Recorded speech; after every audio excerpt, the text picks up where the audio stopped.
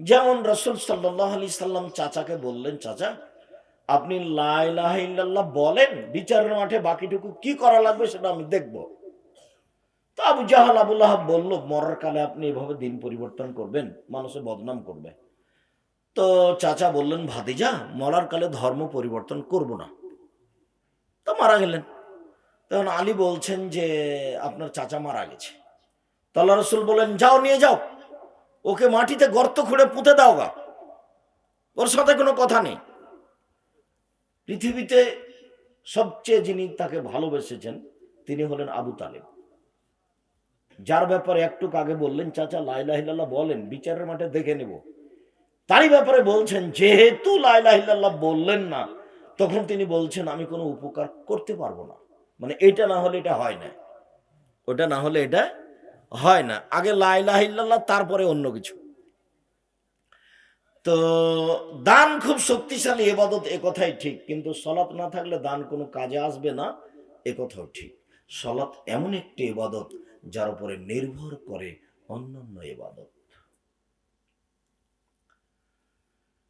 আবু হুরায়রা রাদিয়াল্লাহু তাআলা আনহু বলেন, রাসূল সাল্লাল্লাহু আলাইহি ওয়াসাল্লাম বলেছেন, as-salatu salasatu আথলাসিন, সালাত তিন ভাগে বিভক্ত। at-তুহuru সলুসুন, ওযু হলো তিন ভাগের এক ভাগ।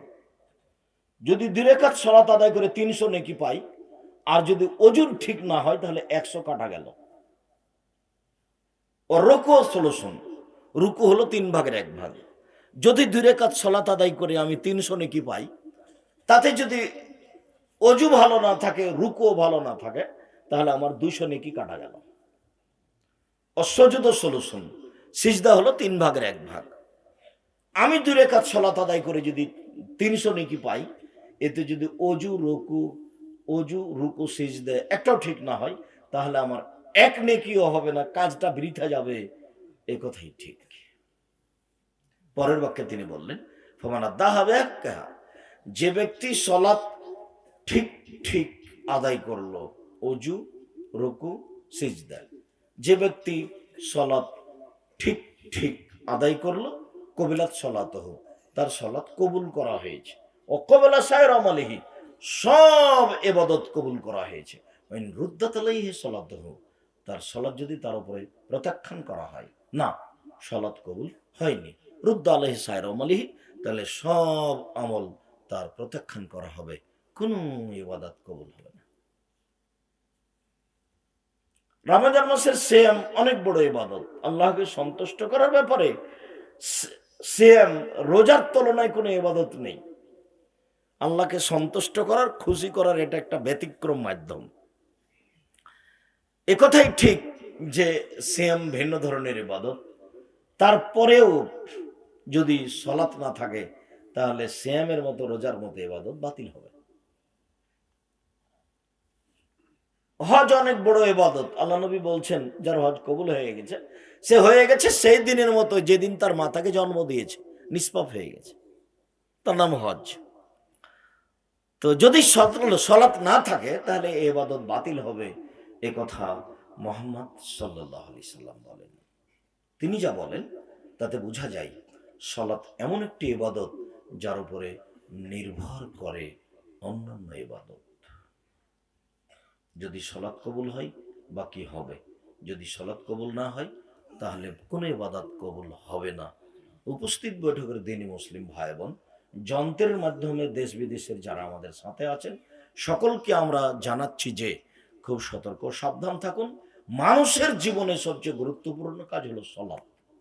সলাতের চেয়ে মানুষের জীবনে আর কোনো জরুরি কাজ আছে?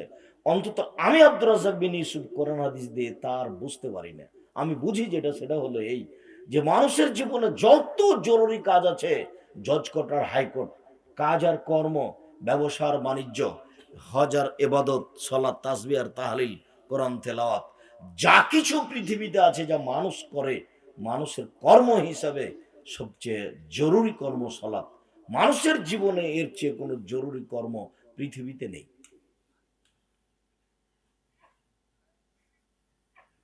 সম্মানিত দিনী ভাই বোন, সালাত ফরজ।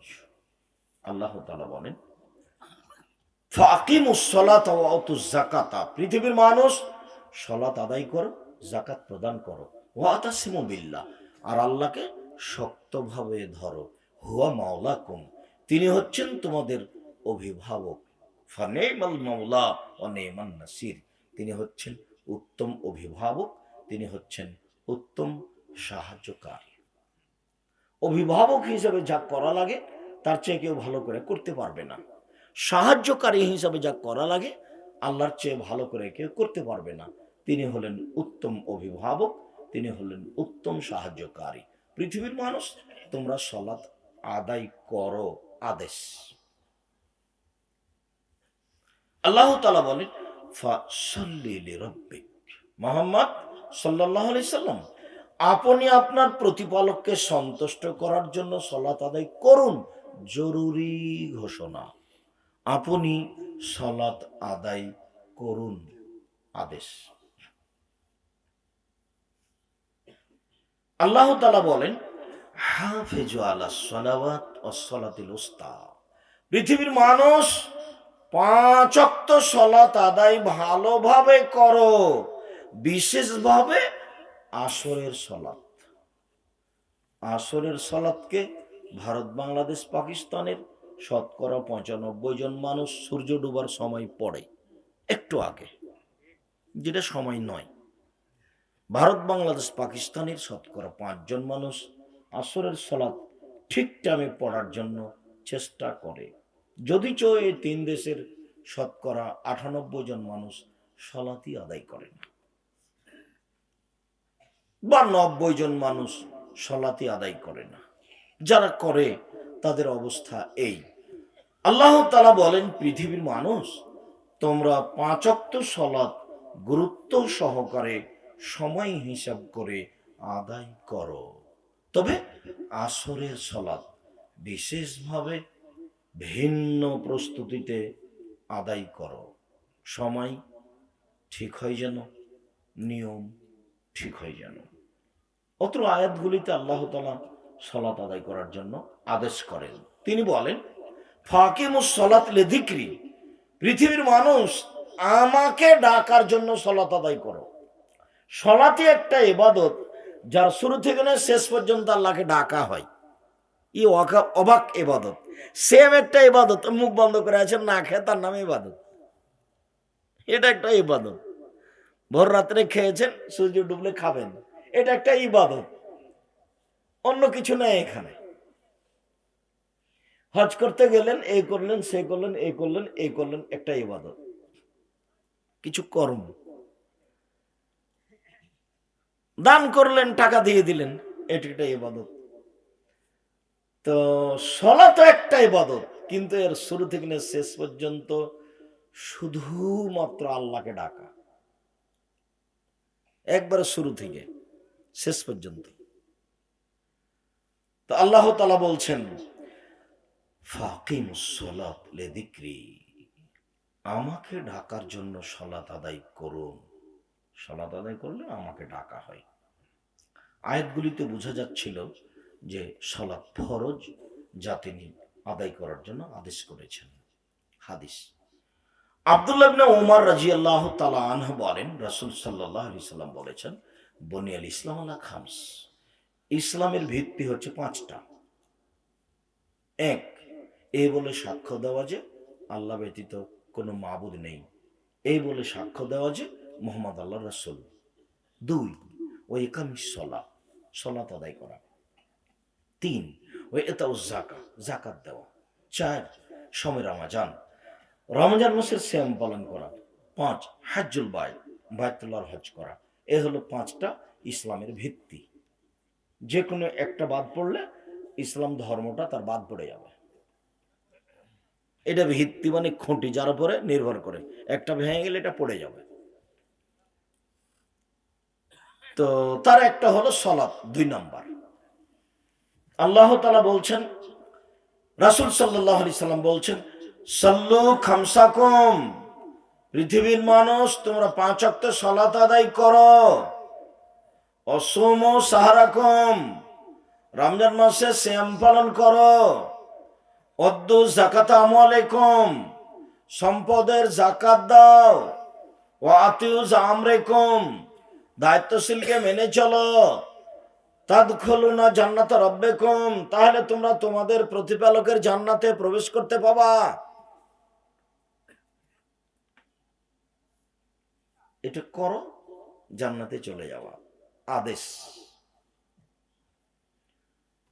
মুআয ইবনে জাবাল, জি, ইন্নাকা তাতি আহলা কিতাবিন, তুমি যাচ্ছ এমন ইহুদি খ্রিস্টানদের নিকট। ওরা হলো ইহুদি, ওরা হলো খ্রিস্টান। ওরাকে গিয়ে তুমি বলো যে তোমরা এ বলে সাক্ষী দাও আল্লাহ ছাড়া কোনো মাবুদ নেই, মুহাম্মদ আল্লাহ রাসূল। ফাইনুম হাতাউলে দালেক, তারা যদি এইটা মেনে নেয় তাহলে ফালেমুহুম, তুমি তাদের বলে দাও ইন্নাল্লাহ কাদ ফারাজা আলাইহিম খামসা সালাওয়াতিন ফিল ইয়াউমি ওয়াল লাইলা, 24 ঘন্টায় 5 ওয়াক্ত সালাত আদায় করতে হবে। এটা হলো দ্বিতীয় আদেশ। বিবরণগুলিতে বোঝা যাচ্ছিল সালাত আদায় করতে হবে, সালাত ফরজ। সূচনাতে বুঝেছি সালাত এমন একটি ইবাদত যার উপরে নির্ভর করে অন্য অন্য ইবাদত। সালাত আছে তো বাকি ইবাদত আছে, সালাত নেই তো কোনো ইবাদত নেই। পরে বুঝছিলাম যে সালাত ফরজ, আদায় করতেই হবে। মানে জি, অজু করে সালাত আদায় করতে হয়, পানি নেই তো তায়াম্মুম করে করতে হবে। মাটিও নেই, পানিও নেই, মাটিও নেই, এমনিতেই সালাত আদায় করতে হবে। কাপড় পরে সালাত আদায় করতে হয়, তো কাপড় নেই, পবিত্র কাপড় নেই, তো অপবিত্র কাপড় যাতে পেশাব পায়খানা লেগে আছে ওটা পরেই পড়তে হবে। বলছে যে পবিত্র অপবিত্র কিছুই নেই, উলঙ্গ অবস্থায় আছে। নদী পার হচ্ছিল, নৌকা ডুবে গেছে, সাঁতার দিয়ে পার হয়েছে, কাপড় খুলে গেছে, নগ্ন অবস্থায় আছে, সালাতের টাইম হয়ে গেছে, বলে উলঙ্গ অবস্থাতেই সালাত আদায় করতে হবে। সালাত আদায় করতেই হবে। কেবলার দিকে মুখ করে সালাত আদায় করতে হয়, কেবলা বোঝা যায় না, এমনিতেই পড়তে হবে। দাঁড়িয়ে সালাত আদায় করতে হয়, দাঁড়িয়ে থাকা যায় না, বসে থেকে সালাত আদায় করতে হবে। বসে থাকা যায় না, শুয়ে থেকে সালাত আদায় করতে হবে। শত্রু তাড়া দিয়েছে, একবারে আপনি দৌড়িয়ে চলে যাচ্ছেন, সালাতের টাইম পার হয়ে যাচ্ছে, এই সময়ে সালাত আদায় করতে হবে। ওই অবস্থাতে গাড়িতে উঠে আছেন, শিকল ধরে আছেন, ঠেল মানে না, গাড়িতে সালাতের টাইম পার হয়ে যাচ্ছে, ওই সময়তেই সালাত আদায় করতে হবে। এই ব্যতিক্রম ইবাদত, এমন শক্ত ইবাদত আর কোন ইবাদত এরকম নেই। হজ ফরজ হয়েছে, হ্যাঁ এবছর যান না, সামনে বছর যান, যান তো হলো। সিয়াম পালন করতে হবে, তা আপনি অসুস্থ হলে ভালো হবেন তখন করিয়েন। আর এক অবাক ইবাদত, আপনি অসুখে আছেন না বিসুখে আছেন না, ভালো না মন্দ না, পানির উপরে না মাটির উপরে না, আকাশে না, কোথায় আছেন কোনো হিসাবই নাই। আপনার কাপড় পবিত্র তো না অপবিত্র, আপনার পরনে কাপড় আছে কি না কোনো হিসাবই নাই, মানে সময় হলে পড়তেই হবে। এমন কোনো পৃথিবীতে পরিস্থিতি নেই, সেটা আকাশে হোক আর পানিতে হোক আর মাটিতে হোক, যেখানে হোক না কেন, সময় হলে তাকে সালাত আদায় করতেই হবে। পৃথিবীতে এমন কোনো অবস্থা নেই যে অবস্থায় তাকে সালাত আদায় করতে হবে না। ভিন্ন ধরনের ইবাদত, মানুষের কোনো অসুবিধাই বুঝে না। যার কারণে রাসূল সাল্লাল্লাহু আলাইহি সাল্লাম বলছেন, মৌরাউদালাকুম বিসসালাত ওয়া আবনাসাবিসিনা, তোমরা তোমাদের ছেলে মেয়েকে সালাত আদায় করতে বলো 7 বছর বয়সে, অদিরবহুম আল্লাহুম আবনা আশরিসিনা, পিটিয়ে সালাত আদায় করা যখন তার বয়স 10 বছর। 15 বছর বয়স হয়ে গেছে, সালাত আদায় করে না ছেলে, তখনও তার বাপ বেঁচে আছে, এ কথা মিথ্যা, এ কথা সত্য নয়। এমন কাপুরুষ ঘৃণিত মানুষকে অন্তত আমি আব্দুর রাজ্জাক বিন ইউসুফ বাপ বলি না, ওটা ওর চাচা, ওটা ওর চাচা না হলে ওটা সৎ বাপ। একটা ছেলের বয়স 15 বছর হয়ে গেছে, তখনও ছেলে সালাত আদায় করে না, তখনও সেটা বাপ, এ কথা মিথ্যা। এটা ওর বাপ নয়, এটা হলো সৎ বাপ, না হলে এটা তার চাচা, এটাই ঠিক। এটা ওর বাপ, এখানে কেউ প্রমাণ করতে পারবে না। উপস্থিত আর এই গ্রাম কেন, পৃথিবীর কোনো মানুষ আমার সামনে প্রমাণ করতে পারবে না যে এটা তার বাপ। আপনি তো বহুদূরের কথা। সিরাজগঞ্জ তো হিসেবই রাখি না আমি। সিরাজগঞ্জের দান করা দেখলে আমি অবাক হই। সেদিনও ইসলাম বরদুল নাকি একটা জায়গার নাম, মানুষ টাকা দিতে লাগলো, বুঝলাম না। আরে কমই মাদ্রাসা হলে এরকম টাকা দেয়, সে একটা কথা, একটা কবরস্থান বানাচ্ছে, কবে থেকে বানিয়েছে, মানুষ লক্ষ লক্ষ টাকা দিচ্ছে, 10,000 5,000, মানুষ পাগল হয়ে গেল নাকি গো। আমি এদেশে কত বড় বড় প্রতিষ্ঠান চালাচ্ছি, জামিয়া সালাফিয়া রূপগঞ্জ, নারায়ণগঞ্জ, ঢাকা 51 বিঘা জমির উপর অবস্থান করে। জামিয়া সালাফিয়া ডাঙ্গিপাড়া, পবা, রাজশাহী 26 বিঘা জমির উপর অবস্থান করে। জামিয়া সালাফিয়া তেঘরা, বিরল, দিনাজপুর 20 বিঘা জমির উপর অবস্থান করে। জামিয়া সালাফিয়া 6 মাইল, বাবুগঞ্জ, বরিশাল প্রায় 250 জন শিক্ষক শিক্ষিকা, প্রতি মাসে 30 লক্ষ বেতন লাগে। তারপরে আমি এরকম দান কোনো দিন দেখিনি, আজকেও দেখছি। কি করবেন টাকা আমি কিছু জানি না, কি ব্যাপার, ঘটনা যে কি। সিরাজগঞ্জে কোনো মাদ্রাসা নাই আমার জানা অনুযায়ী। এমন কোনো লোক বুকে হাত দিয়ে বলতে পারে না সিরাজগঞ্জে একটা বড় প্রতিষ্ঠান আছে যেখানে শহ শহ হাজার ছাত্র আছে। জামিয়া সালাফিয়া 4,000 ছেলে মেয়ে আছে, 300 জন এতিম আছে, 500 জন অসহায় আছে। দান আমি করতেই বলছি, কিন্তু এই টাকা কি করবেন তা আমি নিজেও জানি না। সেদিনও বলছিলাম বরদলের লোক, আচ্ছা আপনারা এই টাকা কি করবেন? যারা টাকা আদায় করছে তারাও বিপদে, যারা টাকা দিচ্ছে তারাও বিপদে। ও টাকা নিয়ে কি করবে? কবরস্থান তো, গোরস্থান তো করাই আছে। বলছে একটু প্রাচীর ঘেরতে আছে। আমি বললাম যে প্রাচীরটা আমি করে দেবো, টাকা থাকা আদায় করি না, দিয়ে বন্ধ করছে, বলে বন্ধই করা যায় না। স্টেজে উঠে বসে আছে, আমি অবাক হয়ে গেলাম। তা আমি বললাম যে টাকা বন্ধ করেন, প্রাচীর যেটুকু বাকি আছে আমি করে দেবো, তখন বন্ধ করে। এখন নাম শুনেছেন কিনা এরকম গ্রামের, হতে পারে। সম্মানিত দিনী ভাই বোন, সালাত এমন একটি ইবাদত, আদায় করতেই হবে। এমন কোনো পরিস্থিতি নেই যে সময় সালাত আদায় করা যাবে না। সম্মানিত দিনী ভাই বোন, অতীব সংক্ষিপ্ত সময়ে বুঝলাম সালাত আদায় করতেই হবে যে কোনো মূল্যে। এখন বুঝি যারা সালাত আদায় করে না তারা কেমন। রাসূল সাল্লাল্লাহু আলাইহি ওয়াসাল্লাম বলেন, মান তারাকা সালাতা মুতাআম্মিদান ফাকাদ কাফারা। কেউ যদি ইচ্ছাকৃত সালাত ছেড়ে দেয় তাহলে সে কাফের হয়ে গেছে।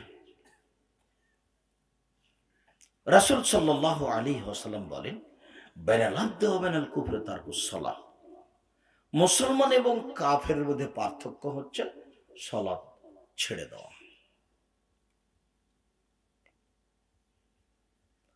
রাসূল সাল্লাল্লাহু আলাইহি সাল্লাম বলছেন, উমিরতু আন উকাতিলান নাস হাত্তা ইয়াকুলু লা ইলাহা ইল্লাল্লাহ ওয়া ইকিমুস সালাহ।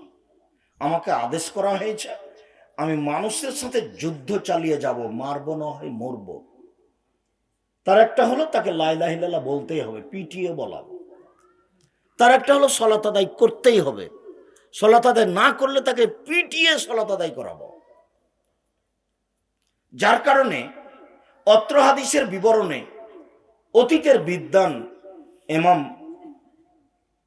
আবু হানিফা রাহিমাহুল্লাহ বলেছেন, কেউ যদি সালাত আদায় না করে তাহলে তাকে জেলখানায় বন্দি করে পিটিয়ে আদায় করাতে হবে। এটা হলো তার অপরাধের ফলাফল। সালাত আদায় করলো না কেন, সরকারিভাবে বন্দি করো, জেলে দাও, পিটাও, যখনও বলবো এখন থেকে সালাত আদায় করব তাকে ছেড়ে দিতে হবে। ইমাম আহমদ ইবনে হাম্বল রাহিমাহুল্লাহ বলছেন, না না, তাকে হত্যা করতে হবে। সালাত আদায় করেনি, ওকে হত্যা করে দাও। বর্তমান আরবি বিদ্বানগণ বলছেন যে সালাত আদায় করলো না, যে সে কাফের হয়ে গেছে, হেতুই তাদের বৈবাহিক সাংসারিক জীবন আর নেই। স্বামী সালাত আদায় করে, স্ত্রী করে না, স্ত্রী সালাত আদায় করে, স্বামী করে না, এখন বিবাহ কেটে গেছে। টাকা লাগে না, তালাকনামা লিখা লাগে না, চেয়ারম্যান মেম্বার লাগে না, কাগজ কলম লাগে না, বিবাহ এমনিতেই গেছে। কেন? সালাত আদায় করেনি, সেই জন্য তো অমুসলিম হয়ে গেছে। তো স্বামী এখন মুসলিম, স্ত্রী এখন অমুসলিম, তো অমুসলিম আর মুসলিম, এই জন্য বিবাহ কেটে গেছে। এই কথা আরবি বিদ্বানগণ এখন বলছেন। এখন যে স্বামী সালাত আদায় করে স্ত্রী করে না। এ বাচ্চা, ওই ছেলেটা আপনার পাশ দিয়ে উঠে হেঁটে গেল, আপনি কিছু বললেন না তাকে? আপনাকে এটা আটকাতে হবে কিছুক্ষণের জন্য। আপনাকে আমি অনুরোধ করছি, আপনি পরিবেশ স্বাভাবিক দেখবেন না, এবং দয়া করে আমি যখন কথা বলবো তখন আপনি কোনো প্রয়োজনীয় কাজ করবেন না, এটা আমি দেখতে চাই না। আমি কথা বলবো আর আপনি বাদাম খাবেন, আপনার মতো কাজ করবেন, এত ঘৃণিত কাজ আমি পছন্দ করি না। 32 বছর আমি কোনোদিন অপ্রয়োজনীয় বাক্য বলিনি। 32 বছর আমি কোনোদিন কেসা কাহিনী বলিনি। 32 বছর আমি কোনোদিন মানুষের কাছে পথ খরচ পাথেও চাইনি। 32 বছরে আমি কোনোদিন কোনো দল মাঝাবকে নিয়ে কথা বলিনি। 32 বছরে আমি কোনোদিন সরকারকে নিয়ে কথা বলিনি। এসব পাতা আমার নয়, আমি ওইসব পাতা পড়ি না। 32 বছরে আমি কোনোদিন আমার পরিচয় দিইনি। মানুষ যখন চাপ দিয়ে জিজ্ঞাসা করেছে যে আব্দুর রাজ্জাক সাহেব বিজ্ঞাপন পোস্টারের নামটা লিখবো, কি লিখবো, তখন আমি বলেছি আমার নাম আব্দুর রাজ্জাক আর আমার বাপের নাম ইউসুফ, বাপ বেটা মিলে আব্দুর রাজ্জাক বিন ইউসুফ। এর চেয়ে বেশি বলিনি। কে যদি বেশি প্রমাণ করতে পারে তাহলে আমি সেদিন থেকে আর বক্তব্য দেব না। খুব শক্ত অবস্থানে থেকে দিন পুরোর চেষ্টা চালাচ্ছি, তবে পৃথিবীর চলমান গতির সাথে আমিও মিশে আছি। কিভাবে মিশে আছেন আপনি? চলমান সিজনাল বস, শীতের দিনে মানুষ বক্তব্য দেয়, তো সবাই যায়, আমিও যাচ্ছি। কিভাবে মিশে আছেন আপনি? বক্তব্য যেখানে হয় সেখানে জিনিসপাতি বিক্রি হয়, গান বাজনা চলে, পুতুল বিক্রি হয়, জিলাপি বিক্রি হয়, আরো কত কি হয়। তো জনগণ আছে, আমিও আছি, তাহলে আমি সমাজের সাথে মিশে আছি।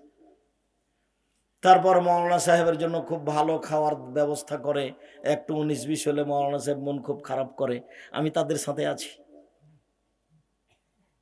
তারপর টাকা দেওয়া হয়, কমলে মন খারাপ করে, বলে লাঠি ফাইল করব, আরো কত কি, তা আমি তাদের সাথে আছি। আমি না বললেও ওদের সাথে তো চলছি ফিরছি। আমি জানি না বিচারের মাঠে আমার কি হবে, তবে আমার সন্দেহ হয় যে বিচারের মাঠে ভালোভাবে পাশ করতে পারবে এমনটা আমার মনে হয় না। তবে আমার অন্তরে যেটা ধাক্কা খায় সেটা আবার আমি সান্ত্বনা দিতে পারি যে আমার কথা শুনে মানুষ যে আমল করে এটাতে আমি বিশ্বাসী। ওই আমলের কারণে ও জানে কি পেয়েছে, আমিও পাবো, ওইটা দিয়ে যদি পার হতে পারি। পরিস্থিতির সাথে আমি ভেসে আছি, যদিও পরিস্থিতিকে আমি ঠেকানোর চেষ্টা করেছি। আমি মুখে বলতে এবং কলমে লিখতে কম করিনি। তারপরে আমার সন্দেহের অভাব নেই যে বিচারের মাঠে টিকা যাবে কিভাবে, তা আমার ভালোভাবে বুঝে আসে না। রাসূল সাল্লাল্লাহু আলাইহি সাল্লাম বলছেন লাইদের মাই ফলবি, বিচারের মাঠে আমার সাথে কিরূপ আচরণ করা হবে তা আমি মুহাম্মদ সাল্লাল্লাহু আলাইহি সাল্লাম বলতে পারছি না। সারা পৃথিবীর সবচেয়ে দামি মানুষ মুহাম্মদ সাল্লাল্লাহু আলাইহি সাল্লাম। জান্নাতের গেটে লেখা আছে সর্বপ্রথমে যিনি জান্নাতে প্রবেশ করবেন তিনি হলেন মুহাম্মদ সাল্লাল্লাহু আলাইহি সাল্লাম। তিনি আরো বলেন বিচারের মাঠে আল্লাহ আমাকে এককভাবে বলবেন সালমা শেতা, মাথা উঠান, বলেন যা বলবেন তাই মেনে নিব। বলেন মাথা উঠান, বলেন আপনি যা বলবেন তাই মেনে নিব। এত বড় মানুষ বলছেন বিচারের মাঠে আমার সাথে যে কিরূপ আচরণ হবে তা আমি বলতে পারছি না। যেভাবে দিন প্রচার করলাম, জাতিকে দিনের ব্যাপারে ফাঁকি দিনি। জাতির যদি রাস্তাঘাট করে দিতে না পারি, জাতির যদি স্কুল কলেজ করে দিতে না পারি, জাতিকে চূড়ান্ত সঠিক ধর্ম দিতে পারবো ইনশাআল্লাহ। ধর্মের ব্যাপারে জাতিকে ফাঁকি দিয়ে পরকাল হারাতে রাজি নই। দৃঢ়তা খুব কাজ করে, সরিষা সম পরিমাণ ধর্মের ব্যাপারে জাতিকে ফাঁকি দিনি।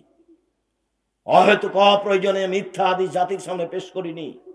প্রায় দেশের মাটিতে 3 লক্ষ মানুষের বানানো হাদিস আছে, প্রায় 3 লক্ষ। আমার ভাষায় আছে 10,000। টাকার গায়ে লেখা আছে চাহিবা মাত্র দিতে বাধ্য থাকিবে। আমি এই 10,000 হাদিস চাহিবা মাত্র দিতে বাধ্য থাকিব। মানুষের বানানো হাদিস, ধর্ম চলছে এভাবেই। ফাজাইল আমল বইয়ে লেখা আছে আদম আলাইহিস সালাম ভারত থেকে হজ করতে গেছেন 60,000 বার। তাহলে 60,000 বছর বয়স হতে হবে, নাহলে 60,000 বার হজ করতে যাবেন কিভাবে? ওই বই লেখা আছে এমনভাবে জিকির করতে হবে মানুষ যেন বলে পাগল। তো পাগল হয়ে গেল, ও কি বলছে, ও কি বুঝবে? আল্লাহ নবী বলছেন যে একটু তন্দ্রা তন্দ্রা ভাব লাগে তাহলে সলাত আদায় করিও না, কেন? তন্দ্রা তন্দ্রা ভাব লাগলে তুমি যে কি বলছো তুমি তো বুঝতে পারো না, তাহলে ঘুমিয়ে যাও, যখন তোমার শরীরটা ঠিক হবে তখন তুমি সালাত আদায় করিও। বলছি এমন জিকির করো মানুষ যেন বলে পাগল। মোহাম্মদ সাল্লাল্লাহু আলাইহি সাল্লাম যেখানে শুয়ে আছেন ওই কবরটা বলে আরশের চেয়ে দামি, মানে একেবারে যে উল্টা কথা। কেমনে এভাবে ধর্মের কথা হয়? এরকম কথা যখন আমি দেখি, আপনি বক্তা শ্রোতার পরিচয় বই দেখেন, 40টা না কতটি হাদিস জাল দেওয়া আছে। তার মধ্যে আপনারা যে ম্যাট্রিক পরীক্ষা দিতে গিয়ে মুখস্থ করেছিলেন হব্বুল ওয়াতান মিনাল ঈমান, দেশকে ভালোবাসা ঈমানের রং, এটা মিথ্যা কথা। ওতুল ইলমুল কানাবি, শিক্ষার জন্য যদি চীন যেতে হয় তো বোঝাটা মিথ্যা কথা। গাছ লাগাও, পরিবেশ বাঁচাও, দেশ বাঁচাও, এগুলো মিথ্যা কথা।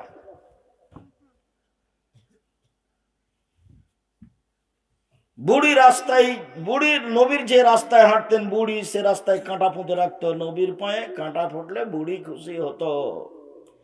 একদিন দেখলেন রাস্তায় কাঁটা নাই, নবী ভাবলেন বুড়ির কিছু হয়েছে, বুড়িকে দেখতে গেলেন, বুড়ি ঠিকই অসুস্থ, বুড়ির পরিচর্যা করলেন, বুড়ি ভালো হয়ে গেল। এবার নগদ মিথ্যা কথা। আল্লাহ রসুল ঈদের মাঠে গেলেন, দেখলেন একটা এতিম ছেলে কাঁদে। ও ছেলে তুমি কাঁদো কেন? আমি এতিম। তা আল্লাহ রসুল তাকে কোলে নিয়ে বলেন আমি এতিম ছিলাম। কোলে নিয়ে আয়েশাকে দিলেন। আয়েশা ছেলেকে নতুন পোশাক পরালো, ছেলে খুশি হয়ে গেল। আয়েশার বাড়িতে ভিক্ষাই জুটে না, আবার নতুন পোশাক মানে? কত বুখারী মুসলিমের আপনি হাদিস ভিক্ষাই নাই বাড়িতে, ভিক্ষাই নাই। ফকিরকে একটা খেজুর দিবে, তার কোনো ভিক্ষা নেই। পানির ব্যবস্থা, একটা খাওয়ার ব্যবস্থা করবে, পুরো বাড়ি তল্লাশি চালাচ্ছেন। বুখারী মুসলিমের হাদিস। আয়েশা রাদিয়াল্লাহু তাআলা এক টুকরা খাওয়ার মানুষকে দিতে পারবেন, মেহমানকে? কোনো পথ ছিল না, মেহমান ফিরিয়ে দিয়েছেন। হাদিস বুখারী মুসলিম। সেখানে ওই কথা, ওই ঈদের মাঠে একটা ছেলে কাঁদছে, একবারে নগদ মিথ্যা কথা।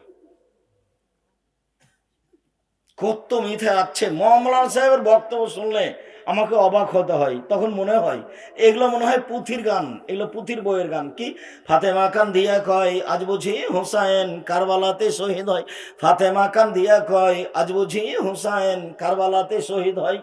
যেদিন হুসাইন শহীদ হচ্ছেন সেই দিনের 49 বছর আগে ফাতেমা মারা গেছে। তো যেই মহিলা 49 বছর আগে মারা গেছেন তিনি কাঁদবেন কি করে? এটা হয় কি করে? ঠিক এইসব পুঁথির বইয়ের গান, এগুলো পুঁথির বইয়ের বক্তব্য, এগুলো বক্তব্য নয়।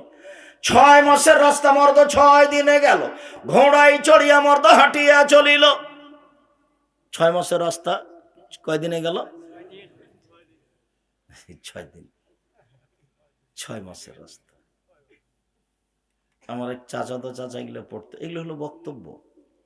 জাতিকে বলে গেলাম মিথ্যা ধর্ম আছে, তবে জাতির পূর্ণ উপকার করতে পারিনি দীর্ঘ 32 বছরে। সম্মানিত দিনী ভাই বোন, বলছিলাম সালাত আদায় না করলে তার সাথে জিহাদ করতে হবে এবং তাকে হত্যা করতে হবে। এই কথা ইমাম আহমদ ইবনে হাম্বল বলেন। ইমাম আবু হানিফা রাহিমাহুল্লাহ বলেন জেলখানায় বন্দি করে পিটিয়ে সালাত আদায় করাতে হবে। বর্তমান বিদ্বানগণ বলছেন ও কাফের হয়ে গেছে, স্বামী স্ত্রী সংসার বিচ্ছিন্ন হয়ে গেছে। আব্দুর রাজ্জাক সাহেব আপনারা কি বলছেন? আমরা বলছি এমত অবস্থায় স্বামী মহাপাপী, এমত অবস্থায় স্ত্রী মহাপাপী। সামাজিকভাবে জোর করে বাধ্য করে প্রয়োজনে পিটিয়ে সালাত আদায় করাতে হবে, এই কথাই ঠিক। আরবি বিদ্বানগণ আরো এক ধাপ আগিয়ে বলেছে যে এ লোকটা যদি মারা যায় তাহলে একে মুসলমানের কবরস্থানে কবর দিতে হবে না, একে ফেলে দিতে হবে শ্মশান ঘাটে। এই কথাও লেখা আছে। তো যারা সালাত আদায় করে না তাদের অবস্থায় এখন আমাদের অবস্থা, যারা আমরা সামনে বসে আছি, আমরা এখানে শতকরা 20-25 জন পড়ি, 10 জন পড়ি, বাকি এমনি আছি। আর ওইটা মনে রাখবেন, 15 বছরের ছেলে সালাত আদায় করে না তখন তার বাপ বেঁচে আছে, কথা সত্য নয়। আমি বলে গেলাম এটাই সত্য যে ওটা ওর চাচা, এটা ওর সৎ বাপ। জমি ভাগ করে দিতে পারেন ঠিকই, সকালে বেগুন বিক্রি করে এসেছে, সবাই বিক্রি করেছে 20 টাকা কেজি, আপনার ছেলে বিক্রি করেছে 15 টাকা কেজি। সারা দিন খেপে আছে না, তো দাঁত ভেঙে দিল। তোকে সকালে যেতে বললাম, তাড়াতাড়ি গেলি না, এই 20 টাকার বেগুন 15 টাকা বিক্রি করলি, তো সারাদিন তো আপনি ছেলের উপরে খুবই ক্ষেপে আছেন, কথা মনে হয় আপনি বুঝতে পারছেন না। তো বাপ তো আপনি ঠিকই আছেন, এই যে বোঝা যাচ্ছে যে আপনি বাপ। এই যে বেগুন 15 টাকা কেজি বিক্রি করে এসেছে, আসলে বাজারে কত টাকা ছিল? সকালে 20 টাকা ছিল। একদিন ব্যবসা করতে গিয়ে ভুল করে এসেছে, তাই 1 মাস যাবত তোকে বলছে, তোকে আমি জিনিস দিয়ে পাঠালাম, তুই টাকা হারিয়ে আসলি, তোকে কি করব, তোকে বাড়ি থেকে বের করে দেবো। বাপ তো ঠিকই আছে। তাহলে এ বাপ আসলে বাপ নয়, এ হলো স্বার্থপর, এ হলো দত্তরাজ, এ হলো স্বার্থপর। এই বাপ দিয়ে কিছু হবে না।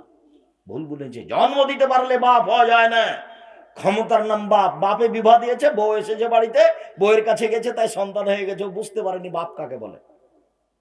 বাপ মানে ক্ষমতা। রাসূল সাল্লাল্লাহু আলাইহি সাল্লাম বলছেন, ইয়া মাশার শাবাব মান ইসতাতা মিনকুমুল বাত ফালিয়াতাজাওয়াজ। এই যুবক দল শোনো, যারা সংসার কন্ট্রোল করতে পারবে, বউকে কন্ট্রোল করতে পারবে, তারা বিবাহ করবে। যারা বউকে কন্ট্রোল করতে পারবে না, পরিবার কন্ট্রোল করতে পারবে না, তারা রোজা থাকবে। রোজা থেকে থেকে যৌবনকে ধ্বংস করবে। এই আদেশ মুহাম্মদ সাল্লাল্লাহু আলাইহি সাল্লাম করেন।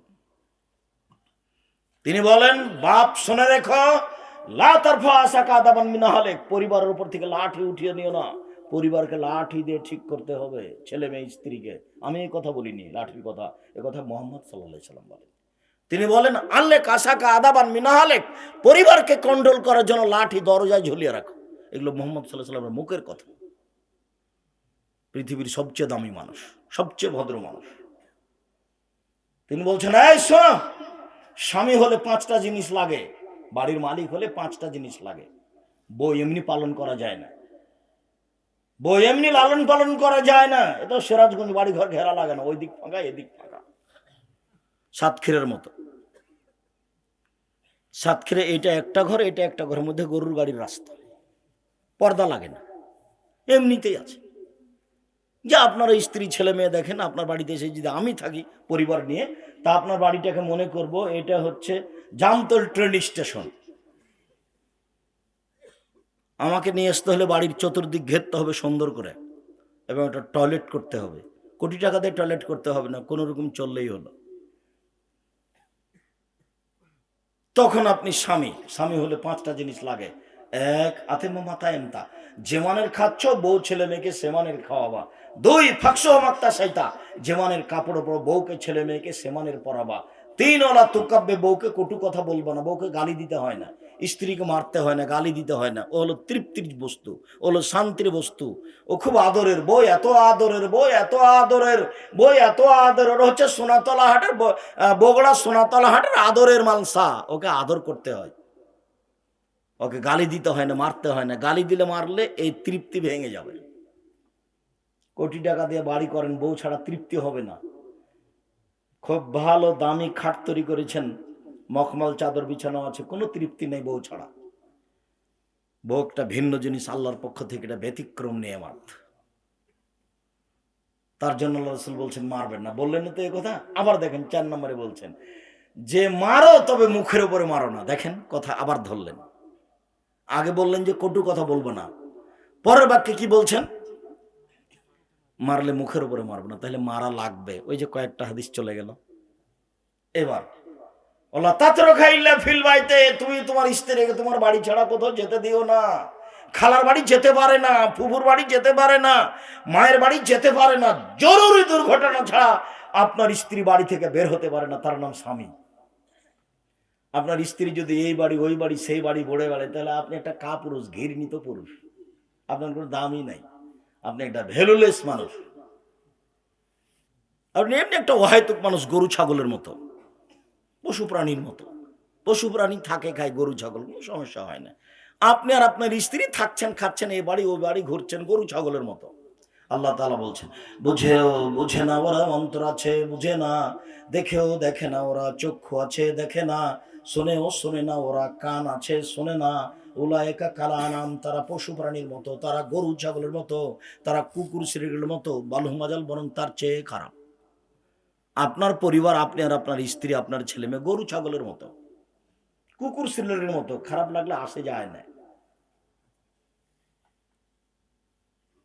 রাসূল সাল্লাল্লাহু আলাইহি ওয়াসাল্লামের পদ্ধতিতে আসতে হবে, না হলে বলতে হবে আমি কুকুর শ্রেণীর মতো বসবাস করি, এটা বলতে হবে। বউ এ বাড়ি ও বাড়ি যায় মানে? যে না, আপনি স্বামী নন। আল্লাহ রসুল বলছেন স্বামী হলে 5টা জিনিস লাগে, মনে থাকবে না মনে হয়। শেষ নম্বরে আছে চোখ যেভাবে ঘুরে বউ সেভাবেই চলে, তার নাম ক্ষমতা। স্ত্রী আপনার বাড়িতে এসেছে, ওর বাপ বিবাহ দিয়েছে, স্বামীর কাছে গেছে, তাই বাচ্চা হয়ে গেছে, ও জানে না মা কাকে বলে।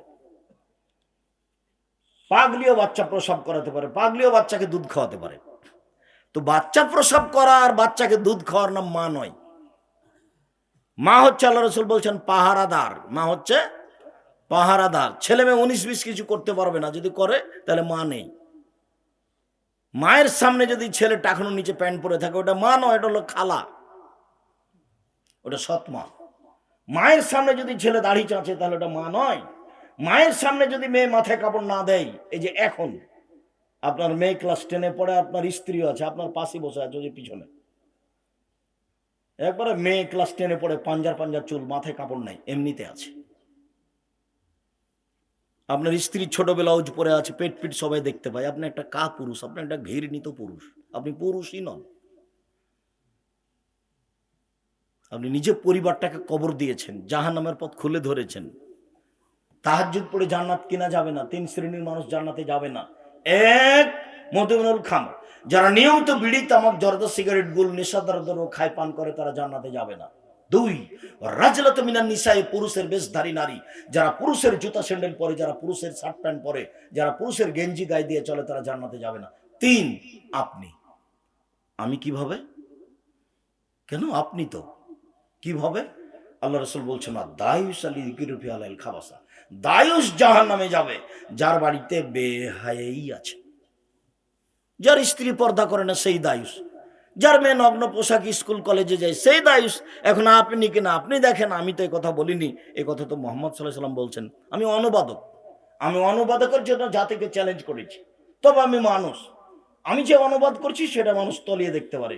যদি কোনো জায়গাতে ভুল থাকে তাহলে জাতির কাছে ক্ষমা চাইব। যে আমার ধর্ম বলতে ভুল হয়ে গেছে, তবে 32 বছরে এরকম কোনোদিন হয়নি।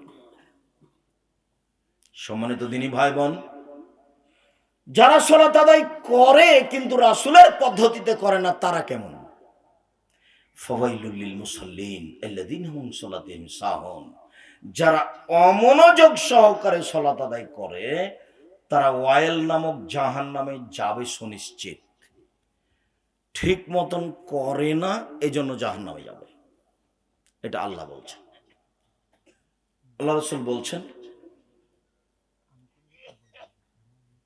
মাল্লাম ইউহাফিজ আলাইহা, যেই ঠিক ঠিক সালাত আদায় করলো না, লাম তাকুল্লাহু নূরান আলা বুরহানান আলা নাজাতান ইয়াউমাল কিয়ামা, বিচারের মাঠে সালাত তার জন্য দলিল হবে না, বিচারের মাঠে তার জন্য আলো হবে না, বিচারের মাঠে সালাত তার কোনো উপকার করতে পারবে না।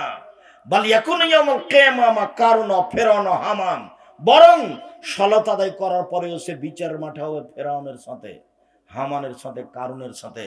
আল্লাহ নবী উল্লেখ করছেন, পৃথিবীর সবচেয়ে বড় বদ মানুষ যারা আল্লাহকে অস্বীকার করেছে, আর তার মধ্যে একজন যারা আল্লাহকে অস্বীকার করেছে, Charles Darwin, Hume, Hegel, Lenin, Karl Marx, Engels, আব্রাহা, আবুল আহাব, আবু জাহাল, দাকিয়ানুস, ডিকেটিস, সক্রেটিস, নমরুদ, ফেরাউন, সাদ্দাদ, কারণ, এরা অনেকে আল্লাহকে অস্বীকার করেছে।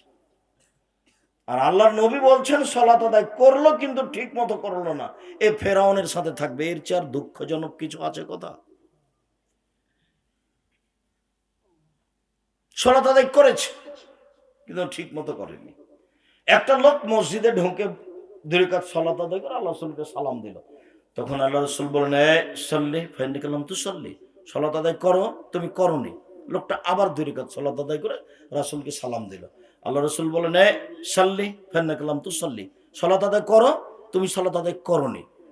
লোকটি আবার 2 রাকাত সালাত আদায় করে আল্লাহ রাসূলকে সালাম দিল। আল্লাহ রাসূল বললেন, সাল্লি ফাইন্নাকালাম তুসাল্লি, এই সালাত আদায় করো, তুমি সালাত আদায় করোনি। তখন লোকটি বলছে, আল্লিমনি কাইফা উসাল্লি, কিভাবে সালাত আদায় করতে হবে আমাকে বলে দেন। লোকটা তো সালাত আদায় করলো, একবার নয় 3-3 বার করলো।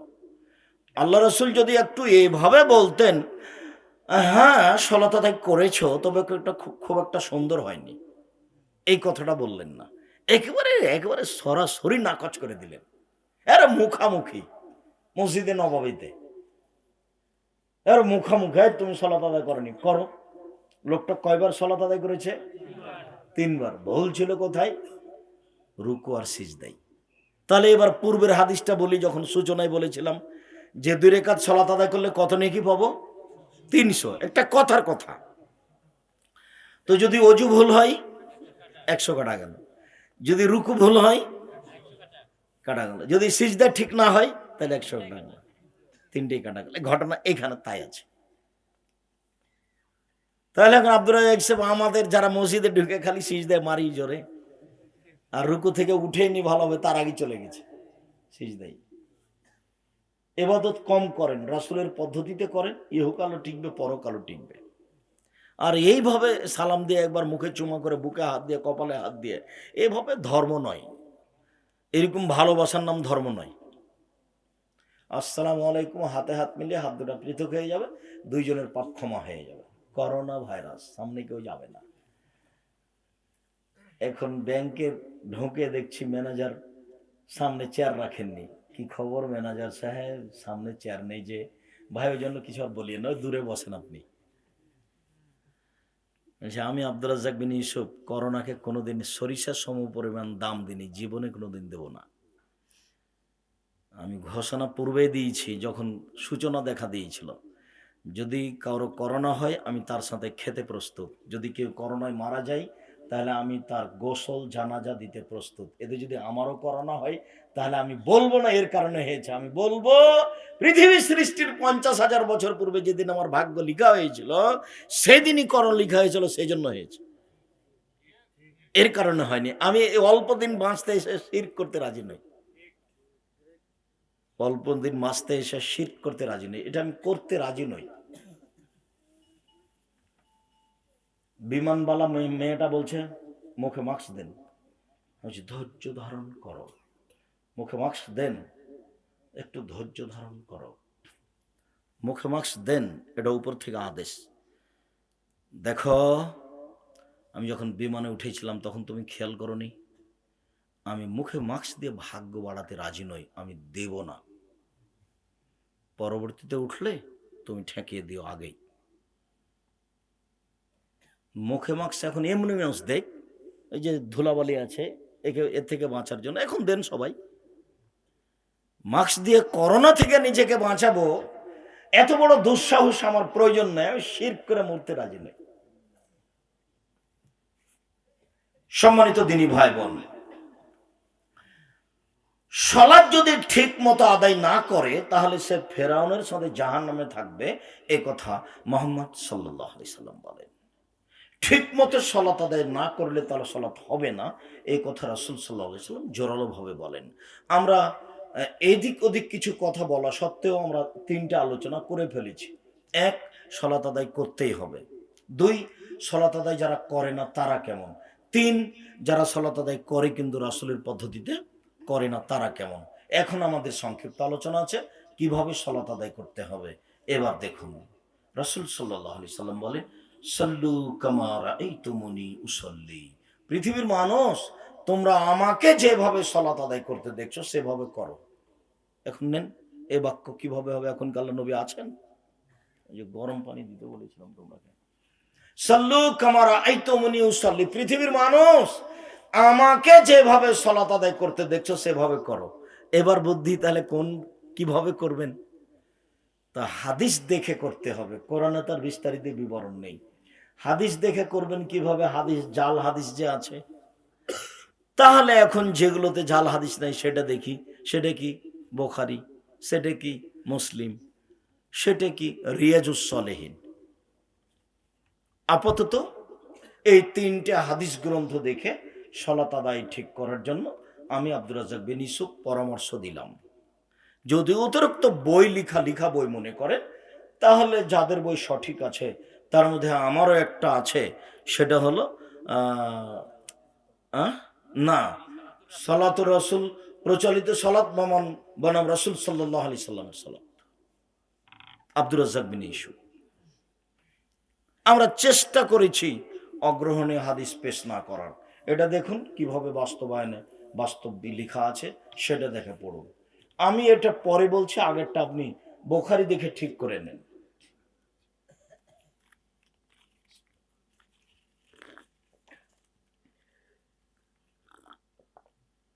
আর একটু ঠান্ডা পানি দাও।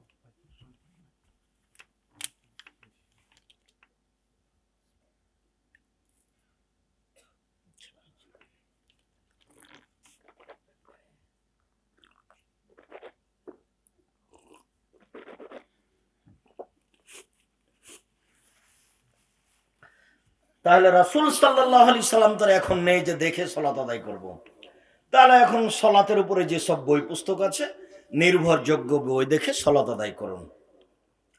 আজকের জন্য আমাদের পক্ষ থেকে আপনাদের কাছে থাকছে জামিয়া সালাফের পক্ষ থেকে, অনলাইন আল ইতিসাম টিভির পক্ষ থেকে, নেভারাস ইসলামিক রিসার্চ ফাউন্ডেশনের পক্ষ থেকে, আমি খাকসার সাধারণ মানুষ আব্দুর রাজ্জাক বিন ইউসুফের পক্ষ থেকে প্রচলিত সালাত বনাম রাসূল সাল্লাল্লাহু আলাইহি সাল্লামের সালাত, এছাড়া উপদেশ, এছাড়াও কে বড় ক্ষতিগ্রস্ত কে বড় লাভবান, আদর্শ পরিবার, আদর্শ নারী, এছাড়াও অতীব গুরুত্বপূর্ণ আইনে রাসূল সাল্লাল্লাহু আলাইহি সাল্লাম দোয়া অধ্যায়।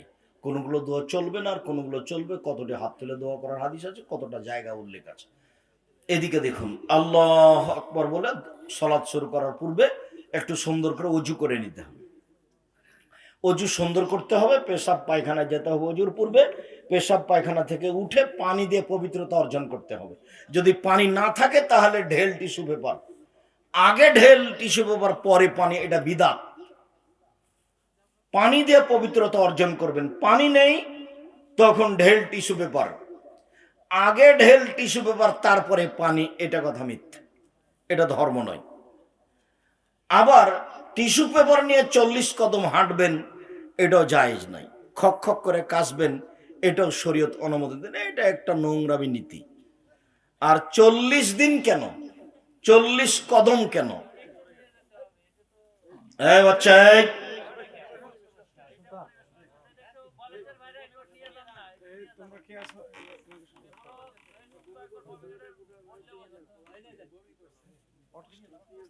তোমরা একটু ধরে নিয়ে যাও তো। হ্যাঁ, সে অসুস্থ তো, তোমরা একদিক দিয়ে ধরে নিয়ে যাও, ওখানে একটু কিছু চাপিয়ে রাখো।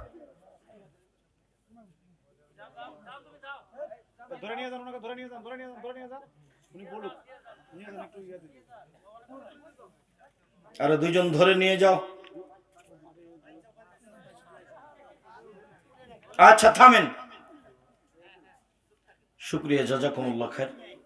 এরপরে যারা বলছে এ বাচ্চা, 40 কদম হাঁটতে হবে, তাছাড়া পবিত্র হবে না, ঢেল টিস্যু পেপার নিতেই হবে, যদি তাই হয় তাহলে শুধু পুরুষকে পবিত্রতা অর্জন করতে হবে এভাবে, মহিলাকে পবিত্রতা অর্জন করতে হবে না? তাদের মহিলারা ঢেল নিয়ে 40 কদম হাঁটে, তারা নিজেরাই শুধু জান্নাতে যেতে চায়, মহিলারাকে জান্নাতে যেতে হবে না? তাহলে ওরা কি করবে মহিলারা? তার মানে ধর্ম এমন নয়, পদ্ধতি ভুল।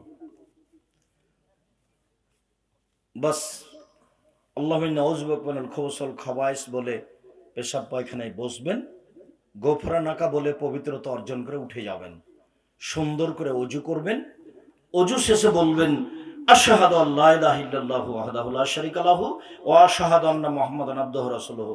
এবার জান্নাতের সব দরজা খুলে গেছে। আব্দুর রাজ্জাক সাহেব, আমরা যে দোয়া পড়ি আল্লাহুম্মা জাল্লি মিনাত তাওবিন ওয়া জাল্লি মিনাল মুতাতাহিরিন, হ্যাঁ এটা পড়েন, এটাতে নেকি হবে, কিন্তু জান্নাতের সব দরজা খোলা হবে না। আজ থেকে অজু করার পরে কোন দোয়া পড়বেন বলেন তো? আশহাদু আল্লা ইলাহা ইল্লাল্লাহু ওয়াহদাহু লা শারীকা লাহু ওয়া আশহাদু আন্না মুহাম্মাদান আবদুহু রাসূলুহু। তাহলে কি হবে? জান্নাতের সব দরজা খুলে গেছে। আর যদি বলেন আল্লাহুম্মা জাল্লি মিনাত তাওবিন ওয়া জাল্লি মিনাল মুতাতাহিরিন, তাহলে সব হবে কিন্তু জান্নাতের দরজা খুলবে না। এবার আল্লাহু আকবার বলে দাঁড়ান, দাঁড়ানোর সময় দুই পায়ের মাঝের গোড়ালির ফাঁকা রাখবেন, দুই পায়ের মাঝে ফাঁকা রাখবেন, শরীরের ভারসাম্য বজায় রেখে যতটুকু ফাঁকা লাগে। মহিলা বৈঠকে কিন্তু বুবু নামাজে যখন দাঁড়াবা বুবু, তখন দুই পায়ের গোড়ালিকে জমা রাখিও বুবু। যদি দুই পায়ের গোড়ালি ফাঁকা রাখো বুবু, তাহলে লজ্জা স্থানের যোগাযোগ বুবু মাটির সাথে হবে, মাটি অভিশাপ করবে। বুবুর সব কথাই নাকি বুখারীতে আছে। তো দুই পায়ের গোড়ালি জমা করতে হবে, একবার নগদ মিথ্যা কথা। দুই পায়ের মাঝে কতটুকু ফাঁকা থাকবে? শরীরের ভারসাম্য বজায় রাখার জন্য যতটুকু আল্লাহ রাসূল মাপ উল্লেখ করেননি। দুই পায়ের গোড়ালি জমা করে দাঁড়াতে হবে, কথা মিথ্যে। বাম পায়ের বৃদ্ধাঙ্গুল নড়াতে পাবো না, এই কথা মিথ্যে। যতবার সিজদায় যেতে হবে ততবার দুই পা জমা করতে হবে, একটু পরে আসছে। তাহলে তো বৃদ্ধাঙ্গুল টিকলো না নিজ জায়গায়। আল্লাহু আকবার। হাতের আঙ্গুলগুলি জমা জমা থাকবে, আঙ্গুলের মাথা আকাশমুখী থাকবে, কাঁধ সামনাসামনি থাকবে। এক, বুখারী মুসলিমের একাধিক হাদিস। কানের লতি সামনাসামনি হবে না, আর একটু উপরে চলে গেল। বুঝা গেল না কথা? মনে হয় কানের লতি হচ্ছে এইটা, কানের লতি সামনাসামনি বা কাঁধ সামনাসামনি। তারপরে ডান হাতের কবজি বাম হাতের কবজির উপরে দিতে হবে, তারপরে বুকের উপরে রাখতে হবে। নাভির নিচে হাত বাঁধার তিনটা হাদিস আছে আবু দাউদের, তিনটাই অগ্রহণীয়, জাল ও জয়ীফ। বুকের উপরে হাত বাঁধার পাঁচটা হাদিস আছে, পাঁচটাই সহিহ। আমাদের সলাতের বইগুলো দেখুন, পড়ে বিস্তারিত দেওয়া আছে। তবে নাভির নিচে বাঁধা হাত বাঁধার হাদিস আছে যা অগ্রহণীয়, বুকের উপরে বাঁধতে হবে। তবে হাত এইভাবে বাঁধা যায়, বাহুর উপরে বাহু, হাদিস সহিহ। তখনও বুকের উপরে, বাহুর উপরে বাহু রাখলে এমনিতে বুকের উপরে হয় স্বাভাবিকভাবে। বুকের উপরে হাত রেখে কবজির উপরে কবজি রেখে বুকের উপরে বেঁধে, এখন এটা ছিল আল্লাহু আকবার। আল্লাহ সবচেয়ে বড়, পৃথিবীর আর কোনো শব্দ চলবে না। এখন আউযুবিল্লাহ চলবে না, বিসমিল্লাহ চলবে না। বিসমিল্লাহর চেয়ে দামি হলো আল্লাহু আকবার। আল্লাহু আকবার বলার পূর্বে কোনো কিছু চলবে না। কেউ যদি দোয়া পড়ে, নয়তো নসল আরবা রাকাতিন জোহরে, জোহরের 4 রাকাতের নিয়াত করলাম, তাহলে তার সলাতই বাতিল। নিয়াত বিদাত, সশব্দের নিয়াত হলো বিদাত। নিয়াত হচ্ছে অন্তরের পরিকল্পনা। এই যে অজু করছি ভাবছি, তার নাম নিয়াত। আল্লাহু আকবার। প্রথম যেটা সেটা দোয়া, তাকে বলা হয় সানা। আল্লাহুম্মা বা'id বাইনি ওয়া বাইনা খাতায়ায়া কামা বা'আদতা বাইনাল মাশরিক ওয়াল মাগরিব। আল্লাহ, তুমি আমাকে আর আমার পাপকে অত দূরত্বে রাখো, পূর্ব পশ্চিমকে তুমি যত দূরত্বে রেখেছো, পূর্ব থেকে পশ্চিম যেমন লক্ষ লক্ষ কিলোমিটার দূরে আছে, তুমি আমার থেকে আমার পাপকে লক্ষ লক্ষ কিলোমিটার দূরে করে দাও। আল্লাহুম্মা নাক্কিনি মিনাল খাতায়া কামা ইয়ানক্কা সাবুল আবিজ মিনাদ দানাস। তুমি আমার পাপকে ধুয়ে পরিষ্কার করে দাও, যেমন ভাবে সাদা কাপড়কে ময়লা থেকে ধুয়ে পরিষ্কার করা হয়। আল্লাহুম্মা আগসিল খাতায়া বিল মাই ওয়াস সালজি ওয়াল বারাদ। আল্লাহ, তুমি আমার পাপকে ঠান্ডা পানি দিয়ে, স্বচ্ছ পানি দিয়ে, বরফ দিয়ে ধুয়ে পরিষ্কার করে দাও। খুব গুরুত্বপূর্ণ দোয়া। এরপরে আউযু বিল্লাহি মিনাশ শাইতানির রাজিম, মারদুদ বিতাড়িত শয়তান থেকে পরিত্রাণ চাচ্ছি। বিসমিল্লাহির রহমানির রহিম, পরম দাতা দয়ালু নেবে আরম্ভ করছি। আলহামদুলিল্লাহি রাব্বিল আলামিন, বিশ্বজগতের প্রতিপালকের প্রশংসা। আর রহমানির রহিম, তিনি হচ্ছেন পরম দাতা দয়ালু। মালিক ইয়াউমিদ্দিন, তিনি হচ্ছেন বিচার দিনের মালিক। ইয়াকা না'বুদু, একমাত্র তোমার ইবাদত করি। ওয়া ইয়াকা নাস্তাইন, একমাত্র তোমার কাছে সাহায্য চাই। অনেক কিছু বলে একটা কথা বলছি, ইহদিনাস সিরাতাল মুস্তাকিম, তুমি আমাকে সোজা পথ দেখাও। সিরাতাল্লাযিনা আনআমতা আলাইহিম, ওই পথ তুমি দেখাও যেই পথের প্রতি দয়া করেছো, ভালো মানুষকে যে পথ দেখিয়েছো সেই পথ দেখাও। গায়রিল মাগদুবি আলাইহিম ওয়ালাদ-দাল্লিন, ওদের পথ দেখায়ও না যারা অভিশপ্ত। ইহুদি খ্রিস্টানের পথ দেখায়ও না, ওদের পথ দেখায়ও না যারা ভ্রান্ত। ইহুদি খ্রিস্টানের পথ দেখায়ও না। আমিন। দীর্ঘ সময় ধরে তোমার দরবারে যে প্রার্থনা করলাম, এটা তুমি কবুল করো। এ দেখেন, আল্লাহকে ডাকা শুরু হয়ে গেছে। আল্লাহু আকবার, আল্লাহ সবচেয়ে বড়। তারপরে বলছেন আল্লাহুম্মা বা'id বাইনি ওয়া বাইনা খাতায়ায়া কামা বা'আদতা বাইনাল মাশরিক ওয়াল মাগরিব। আল্লাহকে ডাকা শুরু হয়ে গেছে, গোটাটাই দোয়া। তারপরে আউযু বিল্লাহ, বিসমিল্লাহ, তারপরে সূরা ফাতিহা। এ দেখেন আল্লাহকে ডাকা শুরু হয়ে গেছে।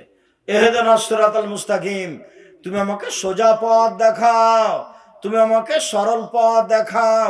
ওরা বলে এই পথে আসো, ওরা বলে এই পথে আসো, ওরা বলে এই দল করো, ওরা বলে এই দল করো, ওরা বলে এই সংগঠন করো, ওরা বলে এই সংগঠন করো। আমি কোন দল করি? তুমি সোজা পথ দেখাও।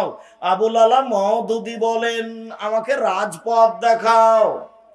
আমি কোন পথে যাই? আমাকে সোজা পথ দেখাও।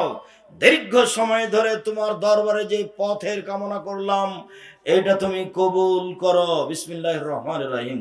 কুল আল্লাহু আহাদ। হে নবী, আপনি বলুন, আল্লাহ একক, আল্লাহু সামাদ। তিনি হচ্ছেন নিরপেক্ষ, মুখাপেক্ষীহীন।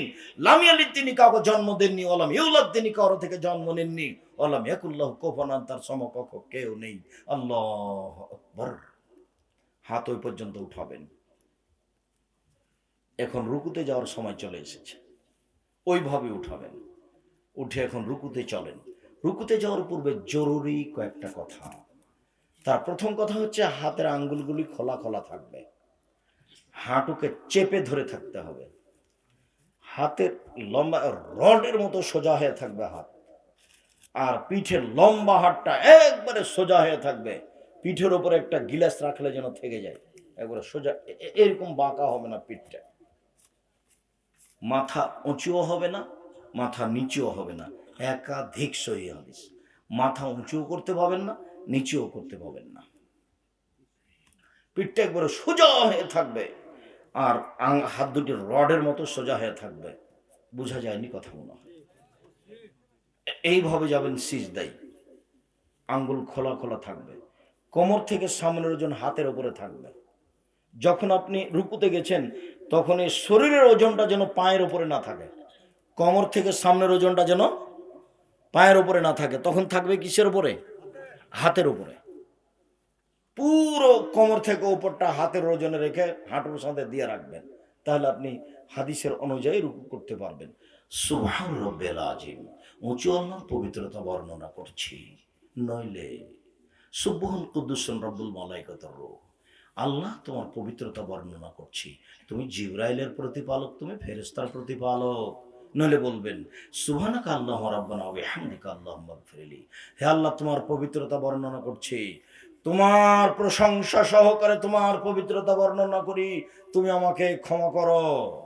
অন্যথায় বলবেন সুবহানাজিল জাবরুতি ওয়াল মালাকুতি ওয়াল কিবরি ওয়াল আজমাত। যে শব্দ মুখস্থ আছে বলতে থাকেন, অনেকক্ষণ থাকেন। তারপরে চলেন, এবার উঠি। সামি আল্লাহু লিমান হামিদা।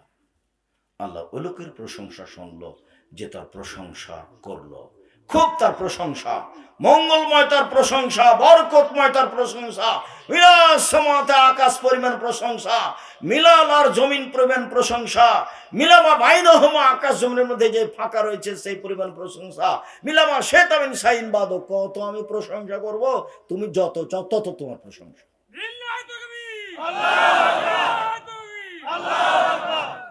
রাসূল সাল্লাল্লাহু আলাইহি সাল্লাম এইভাবে রুকু থেকে উঠে দোয়া করতেন।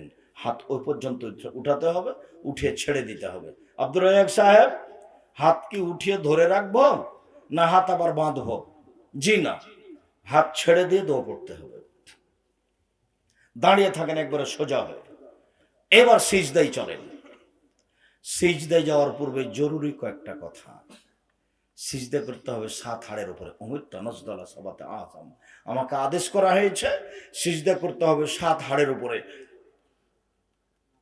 নাক কপাল 1, 2 হাত 3, 2 হাঁটু 5, 2 পায়ের বৃদ্ধাঙ্গুল 7।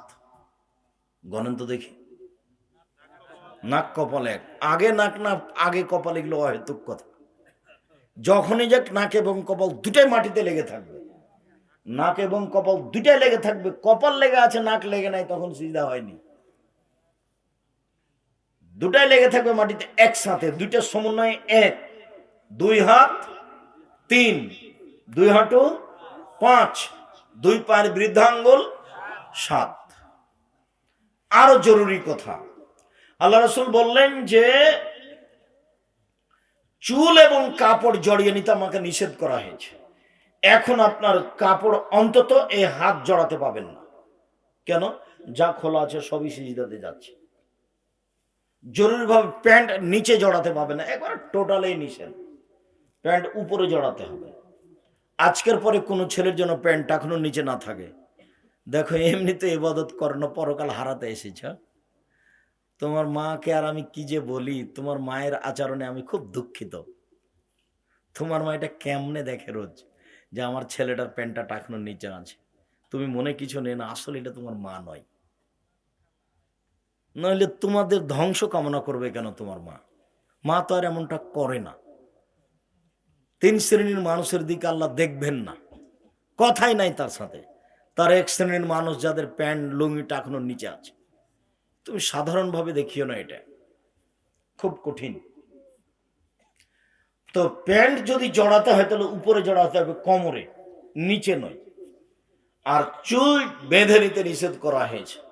মহিলা মানুষের চুল খোপা বাঁধা থাকবে না, বেনি গাঁথা থাকবে, আর নাহলে এমনি পিছন দিকে খোলা থাকবে।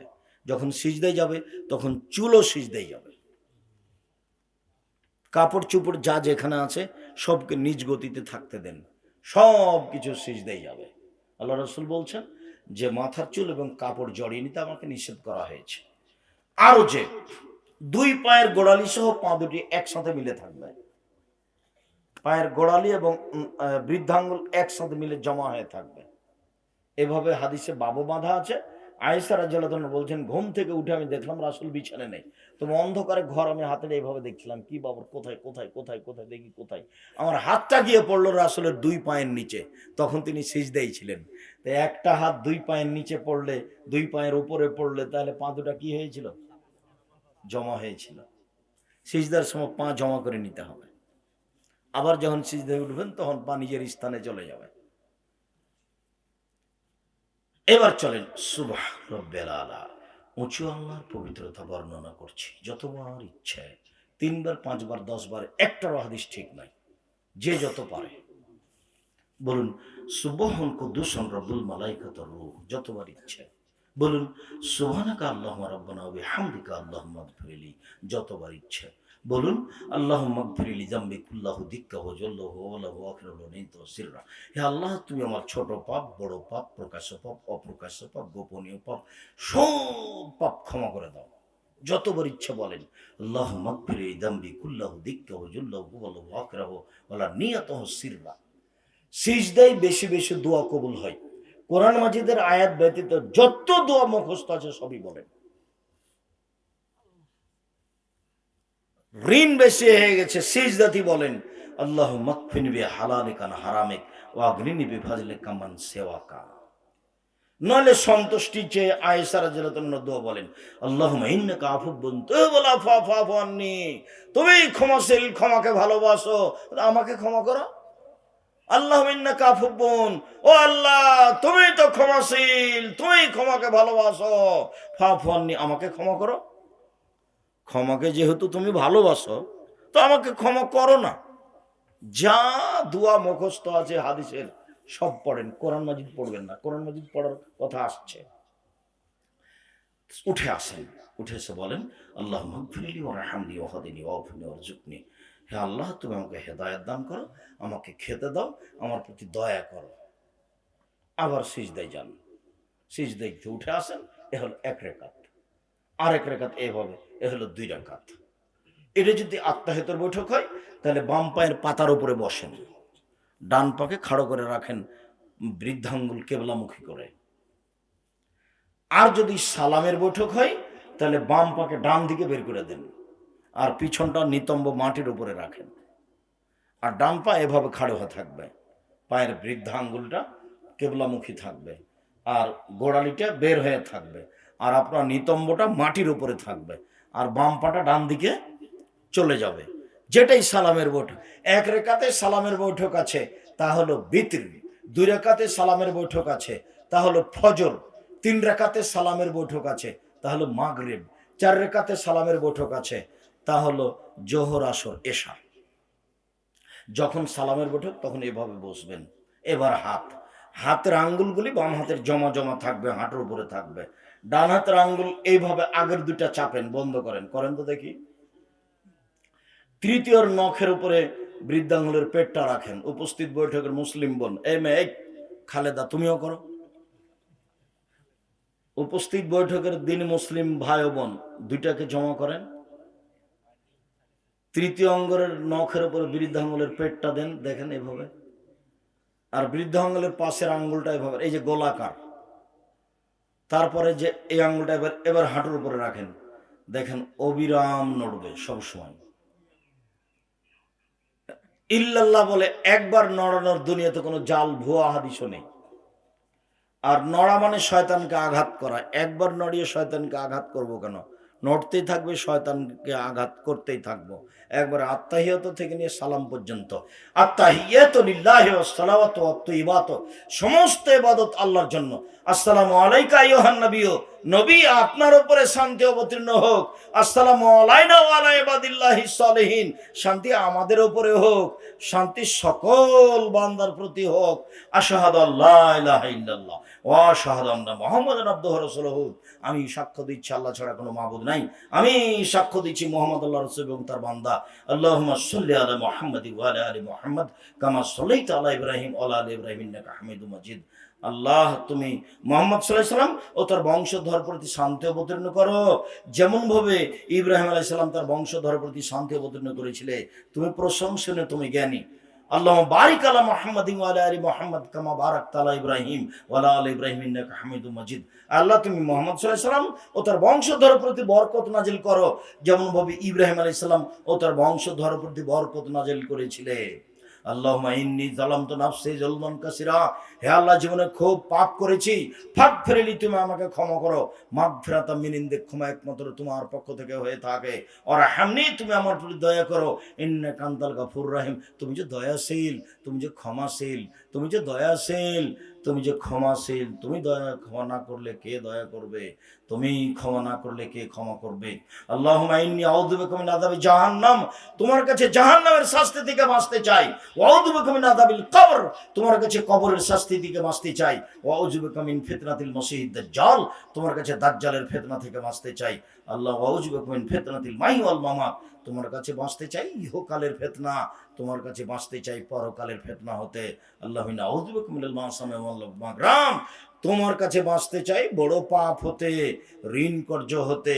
তোমার কাছে বাঁচতে চাই বড় পাপ হতে, তোমার কাছে বাঁচতে চাই ঋণ কর্য হতে। এরপরে কি পরামর্শ আছে বলেন তো? রব্বির হামহুমা কামা রাব্বায়ানি সাগীরা, যে কয়েকবার পরিবেশ অনুকূলে হয়। আসসালামু আলাইকুম রহমতুল্লাহ, আসসালামু আলাইকুম রহমতুল্লাহ। ও আজকে আর একটা থাকলো, একটা তো রব্বির হামহুমা কামা রাব্বায়ানি সাগীরা আছে, আর একটা থাকলো রব্বানা আতিনা ফিদ দুনিয়া হাসানাতাও ওয়া ফিল আখিরাতি হাসানাতাও ওয়া কিনা আযাবান নার। আল্লাহ তুমি ইহকালে কল্যাণ দাও, পরকালে কল্যাণ দাও, আর তুমি জাহান্নাম থেকে বাঁচাও। সম্মানিত দিনী ভাই বোন, আসসালামু আলাইকুম রহমতুল্লাহ, আসসালামু আলাইকুম রহমতুল্লাহ। এ হলো সালাত। দেখেন শুরু থেকে শুধু আল্লাহকে ডাকা, এতক্ষণ ছিল চুপে চুপে কথা, এখন যা হবে জিকির। আল্লাহু আকবার, আস্তাগফিরুল্লাহ আস্তাগফিরুল্লাহ আস্তাগফিরুল্লাহ, আল্লাহুম্মা আনতাস সালাম ওয়া মিনকাস সালাম তাবারাকতা ইয়া যাল জালালি ওয়াল ইকরাম। এ পর্যন্ত না বলে উঠতে পাবেন না। এরপরে বলেন সুবহানাল্লাহ আলহামদুলিল্লাহ আল্লাহু আকবার বলেন, আরো দোয়া পড়েন, আয়াতুল কুরসি পড়বেন। আয়াতুল কুরসি যেই পড়ে ও জান্নাতে চলে গেছে, ঢোকেনি কেন? মরেনি এই জন্য। এইভাবেই রাসূল সাল্লাল্লাহু আলাইহি সাল্লাম বলেছেন। সম্মানিত দিনী ভাই বোন, আপনাদের আজকের বৈঠকে আমি খুবই খুশি আছি। মানুষ খুব একবারে প্রশান্তির সহিত বসে বসে কথাগুলো শুনছিলেন। আমি উপস্থিত এলাকার দিনী ভাই বোনদের আন্তরিকভাবে শুকরিয়া আদায় করি। আল্লাহ আপনাদের যা যায় খায় দান করুন, এবং সলাৎ যেভাবে বললাম সেভাবে যেন সলাৎ আদায় করতে পারেন। আল্লাহ আপনাদের তৌফিক দান করুক, আল্লাহুম্মা আমিন। আমি আলোচনার শেষে এসে আমি আমার দিনী ভাই বোনকে আবারও অনুরোধ জানাচ্ছি, আপনারা আমাদের কথাগুলি মূল্যায়ন করেন। আমি মুখে এবং কলমে মিডিয়ে জাতিকে ফাঁকি দিনি। মুখে বলছি, এই যে মিডিয়া আমার সামনে আছে, কলম আমার বাম পাশে, কেউ খালি যাবেন না। যদি টাকা না থাকে তাহলে 30 টাকা দিয়ে একটা আলিতে পত্রিকা নিয়ে যাবেন, যেটা জামিয়া সালাফের মুখপাত্র পত্রিকা। এছাড়া যেটা গুরুত্বপূর্ণ বই, আব্দুল্লাহ আপনাদের প্রিয় মানুষ কালকে দেশের রাজনীতি নিয়ে কথা বলছিল, সেটা আপনারা দেখতে পাচ্ছিলেন। আপনার আব্দুল্লাহ আপনাদের খুব কাছের ছেলে, কাছের ভাই, তার মিন্নাতুল বাড়ি আছে বুখারীর ব্যতিক্রম ব্যাখ্যা, সবাই মিন্নাতুল বাড়ি নিয়ে যাবেন। আমি ভাঙাচোরা একটা ব্যতিক্রম তাফসির লিখেছি, তাওজিহুল কোরআন, কোরআনের তাফসির, সেটাও নিয়ে যান। এছাড়া উপদেশ বই তো নেওয়াই লাগবে, সব আলোচনা উপদেশ বই আছে। সলাতের পরে বইটা দেখেন, দোয়ার উপরে বইটা দেখেন। উপস্থিত দিনী ভাই বোন সকলকে বইগুলি সংগ্রহ করার অনুরোধ জানাচ্ছি। আচ্ছা ঠিক আছে, কয়েকটি জিজ্ঞাসা আপনারা স্টেজ থেকে বইগুলি নেবেন আর আমি জিজ্ঞাসাগুলোর উত্তর দিয়ে থাকি।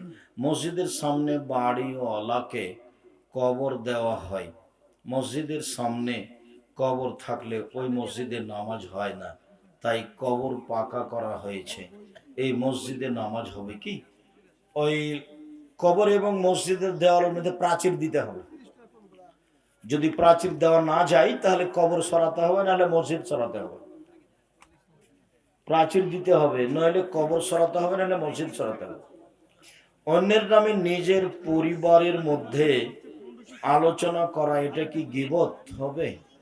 কারোর সাথে পরিবারের আলোচনা করাও গীবত, কেননা আপনার স্ত্রী কষ্ট পাবে। আপনি আপনার স্ত্রীর বদনাম করছেন, ওকে খারাপ লাগে। আপনার কথা শুনে যেটা খারাপ লাগবে যার বলছেন, সে যদি কষ্ট পায় সেটাই গীবত। আর কেউ খালি যাবেন না, যদি বই টাকা থাকে নিয়ে যাবেন, না থাকলে একটা ইতেসাম পত্রিকা নিয়ে যাবেন 30 টাকা কর্জ নিয়ে, এটা জরুরি মনে করবেন। হুজুর আমি আর আমার দিনী বোনেরা যারা আছেন, আদর্শ নারী আদর্শ পরিবার আপনার জন্য জরুরি বই। আদর্শ নারী আদর্শ পরিবার সমঅধিকরণের মর্যাদা চাই। কেন এই নির্যাতন, কি তার প্রতিকার? আমরা নারী মানুষ, আমাদের এই উপরে নির্যাতন কেন? প্রতিকার কি হতে পারে?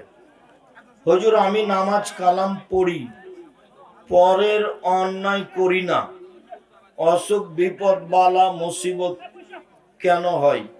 যার যত দিন বেশি হবে তার তত মুসিবত বেশি হবে, এই জন্যই হয়। সবচেয়ে ছোট দুরূদ কোনটি? সবচেয়ে ছোট দুরূদ সাল্লাল্লাহু আলাইহি ওয়াসাল্লাম, দুরূদে ইব্রাহিম পড়বেন সবসময়। জমির উপর যে টাকা দেই, টাকায় সেটা কি জায়েজ? না, জমি বন্দুক না জায়েজ, সুদ। জমি কট সুদ, জমি লিজ জায়েজ, লিজ খেয়ে শেষ, 2 বছর শেষ, টাকাও শেষ, এটা জায়েজ।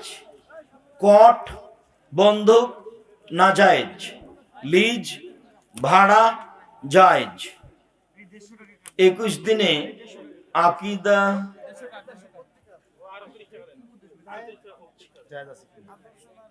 21 দিনে কি এটা? 21 দিনে আকিকা জায়েজ আছে কি? ও 21 দিনে আকিকা, ওই যে আকিদা লেখা আছে। জি না, 21 দিনে আকিকার হাদিস ঠিক নয়, নিতান্তই জয়ীফ। 7 দিনের পরে আকিকা নেই, 7 দিনের আগেও নেই, 7 দিনের পরেও নেই।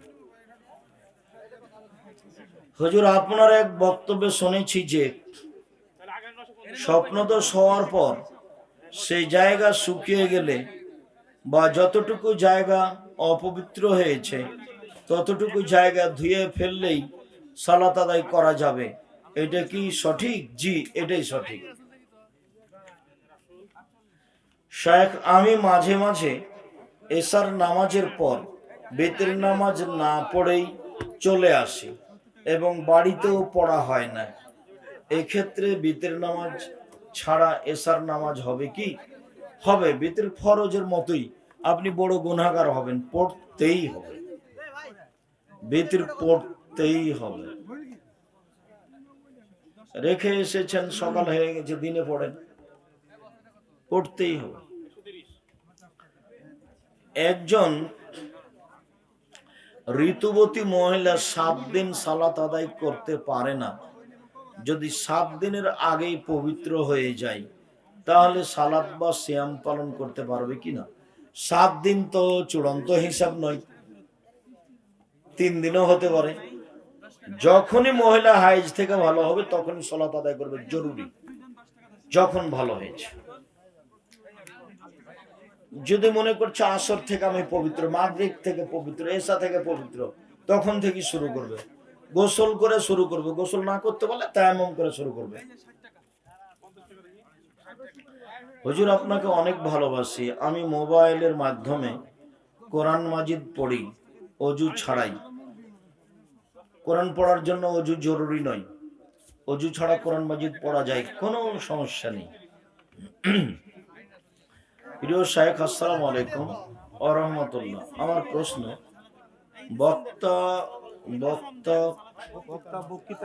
বক্তৃতার মাঝে বিরতি করে আল্লাহ আল্লাহ আকবার বলে এটা বলা যাবে কি? জি না, ওইসব জিকির চলবে না, ওরকম করে ঢং মং করা যাবে না, ওটাও বলা হবে না। নিজের গতিতে জিকির হিসাবে বক্তব্য চলাকালীন মাঝে মধ্যে বলতে হবে রব্বিক ফিরলি ওয়াতুব আলাইয়া ইন্নাকা আনতাত তাওয়াবুল গাফুর। আল্লাহ রাসূল কোন বৈঠকে বসে থাকলে এই তাসবিহটা পড়তেন, এইগুলো চলবে না। সম্মানিত শায়েখ, মাসিক শেষ হওয়ার পর পবিত্র হতে হয় কিভাবে? হাইজ থেকে পবিত্র হওয়ার পদ্ধতি হলো গোসল করতে হবে, অন্য কিছু নয়। অজু করে গোসল করতে হবে এটাও নয়, অজু করে গোসল করতে পারেন, পরে আর অজু করা লাগবে না। অজু করে গোসল করতে হবে, ভালোভাবে গোসল করতে হবে, আর গোসল করার পরে সম্ভব হলে লজ্জাস্থানে আতর ব্যবহার করতে হবে, এটাই সুন্নাত, অন্য কোনো পদ্ধতি নেই। গোসল করেই পবিত্রতা অর্জন করতে হবে। পবিত্রতা অর্জন করার পরে আপনি পারলে আতর ব্যবহার করবেন, আর কিছু লাগবে না। যদি গোসল করতে না পারেন তাহলে তায়াম্মুম করবেন, আপনি পবিত্র হয়ে গেছেন। নবী সুলাইমান তামাম দুনিয়া পশু প্রাণীর দাওয়াত দিয়েছিলেন, এই হাদিস কতটুকু সত্য? না, পশু প্রাণীর কথা বুঝতে পারতেন, পশু প্রাণীকে দাওয়াত দিতে হবে না, কেননা পশু প্রাণীর উপরে বিধান নেই। পশু প্রাণীর জাহান্নাম জান্নাত নেই, জাহান্নাম জান্নাত শুধু দুই শ্রেণীর। কে কে? পাথর কেন, মানুষ আর জিন। ও তো জাহান্নাম, খড়ি হলো মানুষ আর পাথর। জাহান্নামে দুই শ্রেণীর মানুষ যাবে, একটা নাম জিন আর একটা নাম মানুষ, পশু প্রাণী যাবে না। অতএব সুলাইমান আলাইহিস সালাম পশু প্রাণীকে কোরআন হাদিসের দাওয়াত দিয়েছেন, এটা মিথ্যা কথা, তারা তো বুঝবে না এগুলো। তবে পশু প্রাণী যেভাবে ডাকতো, তাসবিহ তাহলিল করে, সেটা সুলাইমান বুঝতে পারতেন। পাখির ভাষা সুলাইমান বুঝতে পারতেন, এটা আল্লাহ বিশেষ ক্ষমতা দিয়েছে। প্রতি বছর ফেব্রুয়ারি মাসে ভালোবাসা দিবস পালন করা কাবিরা গুনাহ, মহাপাপ। 3 নম্বর শ্রেণীর মানুষ যারা মূর্খ অশিক্ষিত মানুষ তারা পালন করে। যারা নিম্ন শ্রেণীর মানুষ, অশিক্ষিত মানুষ, তারা এগুলো পালন করে। শেখ, আমি ফোনের মাধ্যমে একটা মেয়ের সাথে কথা বলি এবং সে আমাকে ফোনের মাধ্যমে 3 বার কবুল বলেছে, তাহলে বিয়ে হয়েছে কি? এটা তোমার জানার দরকার ছিল, এটা হারাম, কাবিরা গুনাহ। বিবাহ হয়নি, ধর্মকে পাগল মনে করো না। তুমি একটা নোংরা শ্রেণীর ছেলে, ইতর শ্রেণীর ছেলে। ভালো হোক, তওবা করে জিন্দেগিতে এই জিজ্ঞাসা করবো না কখনো। হিসাব পাও না, এটার কথা তোমাকে জিজ্ঞাসা করতে হবে, এটা ফাইজলামি করো তুমি। শায়েখ, সুদ সম্পর্কে অনেকে জেনেও সুদ খায়, এরা কোন শ্রেণীর মানুষ? এরা মহাপাপী মানুষ। যেমন জেনা করছে, জেনে শুনে অন্যায় করার অন্যায়, এও জেনে শুনে সুদ খাচ্ছে। এরা তওবা না করলে জাহান্নামে চলেই গেছে। এরা নিম্ন শ্রেণীর নিকৃষ্ট মানুষ। 10 লাখ টাকা যৌতুক নিয়ে বিয়ে করেছিলাম, এখন টাকা পরিশোধ করার মতো সামর্থ্য নাই, এখন আমার উপায় কি? দেখো, জমি জায়গা যা আছে বিক্রি করে দিতে হবে। জমি জায়গা যেটা বিক্রি করে দিতে হবে, এই টাকা তোমার জন্য হারাম, ঋণের চেয়ে খারাপ এটা। এই টাকা তোমার শ্বশুরকে ফেরত দিতেই হবে। সমুদ্রে অনেক ধরনের মাছ পাওয়া যায় যেগুলো আমি চিনি না। যাকে মাছ মনে করো সমুদ্রের, কুমির হোক আর হাঙর হোক আর যাই হোক, যদি তোমার রুচিতে বলে যে এটা মাছ খাবা, পানির সব হালাল ব্যাং ব্যতীত, পানির সব হালাল ব্যাং